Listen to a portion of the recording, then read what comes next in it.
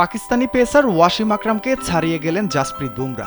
ইংল্যান্ডের বিপক্ষে শনিবার দ্বিতীয় দিনের শেষ সেশনে বেন ডাকেটকে বোল্ড করে বুমরা ভেঙেছেন এই রেকর্ড। এই উইকেটে বুমরা দক্ষিণ আফ্রিকা, ইংল্যান্ড, নিউজিল্যান্ড ও অস্ট্রেলিয়া এই 4 দেশের বিপক্ষে এশিয়ান বোলারদের মধ্যে সর্বোচ্চ টেস্ট উইকেট শিকারী। ইংল্যান্ডের প্রথম ইনিংসে এখন পর্যন্ত 3টি উইকেট নিয়েছেন বুমরা। এই দেশগুলোতে তার মোট উইকেট এখন 148টি, যা এসেছে মাত্র 60 ইনিংসে। এই তালিকায় বুমরার পর 146টি উইকেট নিয়ে আছেন ওয়াসিম আকরাম। 55টি ইনিংসে 146 উইকেট নিয়েছেন পাকিস্তানের এই কিংবদন্তি।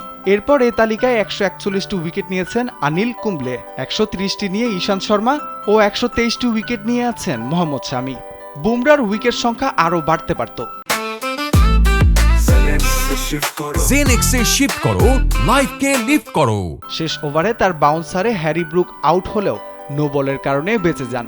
এর আগে কাল আউট হওয়া রুট, ডাকেট ও ক্রুলি 3 জনের উইকেট নিয়েছেন বুমরা। ক্রুলি ও রুটকে স্লিপে করুণ নায়ারের ক্যাচ বানিয়ে আর ডাকেটকে বোল্ড করে।